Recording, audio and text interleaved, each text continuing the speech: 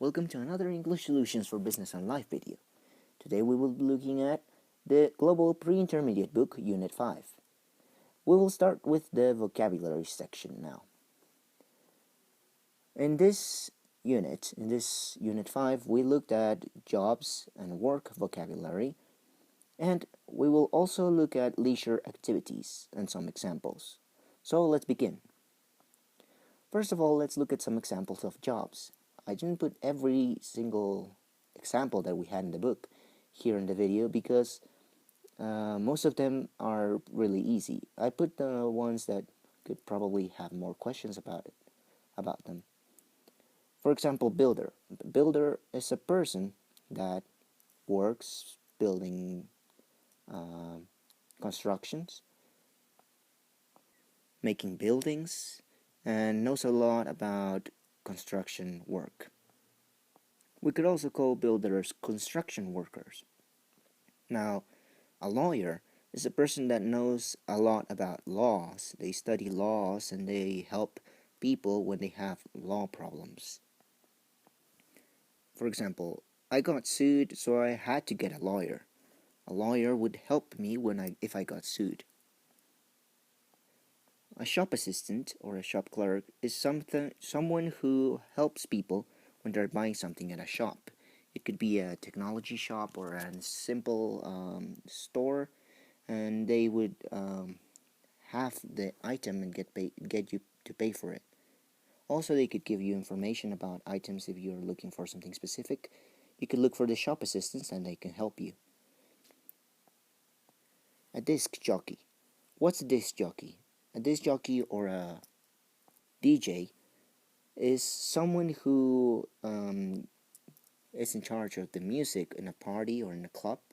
They know a lot about sound systems and they put the ambience in the parties. Also, we looked at journalist. What's a journalist? Well, a journalist is a person who makes a living by looking at or making news reports or interviews. They can work for a newspaper or also work for a news station, radio station, or a news channel. Okay?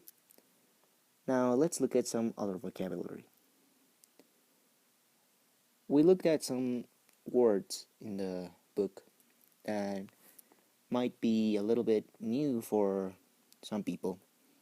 For example, we looked at bonus. Bonus, well, it's the same as in Spanish. A bonus is an extra pay that you get at the end of a month or at the end of the year, and it's extra to what you're actually earning, or your salary. Now, what's a salary? Well, a salary or a wage is the amount of money you get paid regularly, like in a set amount of time. For example, the minimum wage in Mexico is around 70.1 pesos. What about other countries? Are you from another country? What is the minimum wage in your country or the minimum salary? And as I said, adding to the wage or the salary, we have the bonus, which could be a percentage of what you earn or represented by your work. If you have a really good job during the month or during the week, during the year, you could get a percentage of your normal salary as a bonus. Now, employ and hire.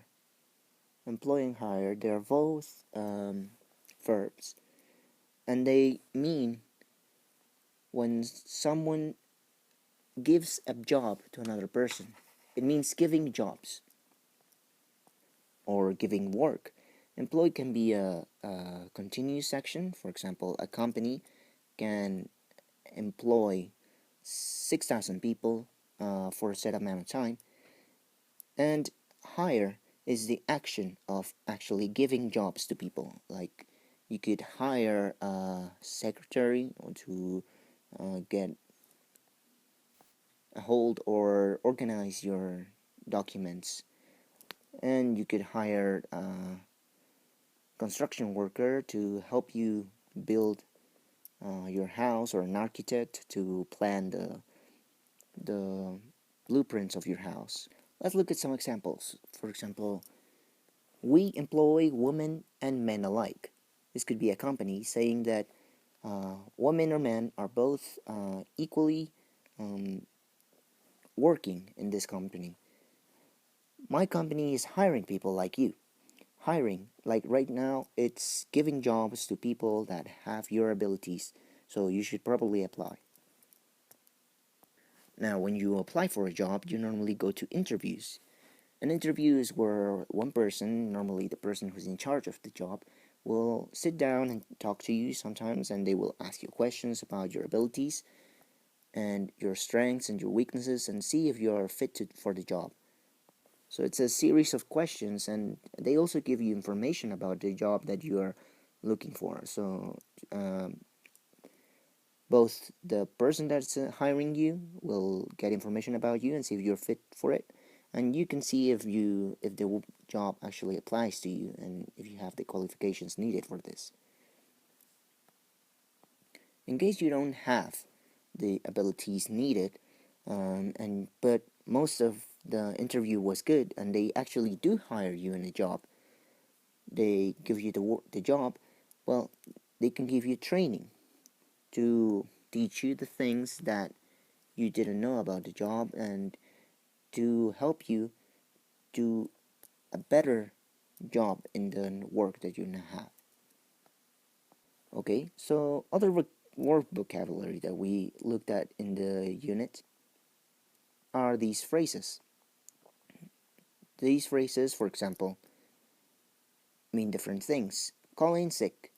Calling in sick is when you call your boss to tell them you have a disease or you're sick and you can't go to work in fear that you might spread your disease to some other people, or that you might not work as well as you usually did.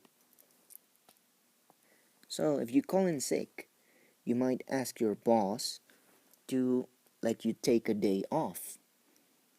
You take a day off and you don't go to work. You don't go to your job for that day or for a set of days so that you can get better.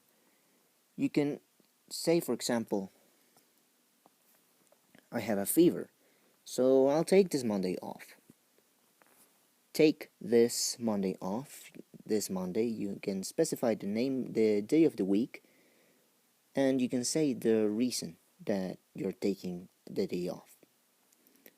Also, another phrase or another part of the vocabulary in this unit was the dress code. Dress code could be a set of rules that you have to follow if you don't have a uniform in your job. It's a set of rules that you have to follow with the clothes that you wear in your job.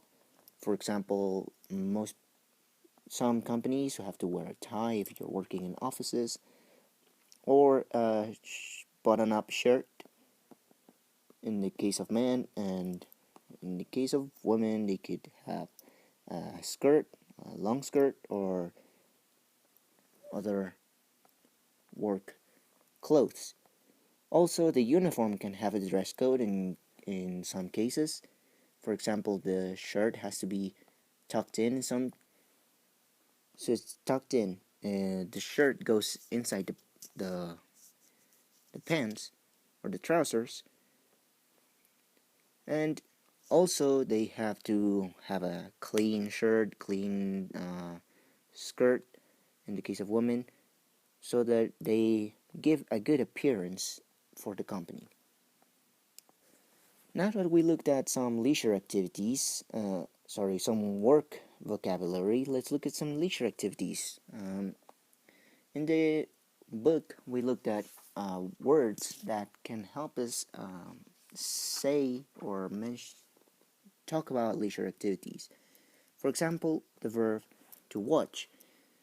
We could use this to say some leisure activities, for example, watching the news or watching television or maybe watching a movie. There are some leisure activities. Also, Cooking can be a leisure activities. You can use or you can cook to relax and get your mind off your job or your stress. You can cook. Some people like to get their minds off work by playing. They can play video games.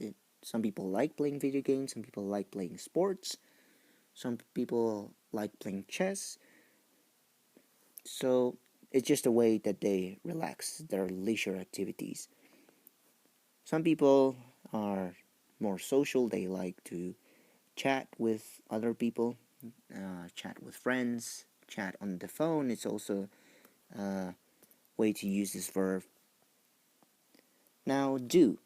Here we added do as a verb for leisure activities because you can do lots of things to get your mind off work. For example, do exercise, do chores, or do some gardening.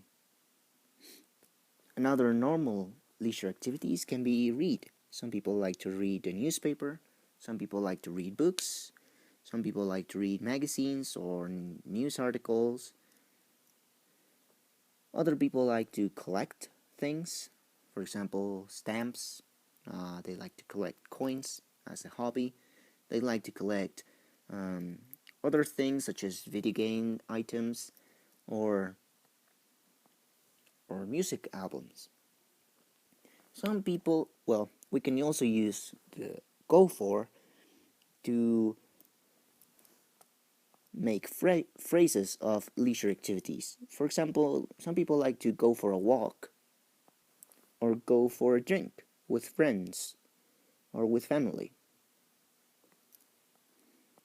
Okay, so those are some leisure activities that we looked at in this unit. So, and that would be it for the vocabulary section of this unit. Thank you for watching. We hope that you like this video and that you can continue learning and studying to have a better understanding of this unit. If you have any more questions, you can ask your teacher in class. But for now, that's it for this video. Thank you. See you next video.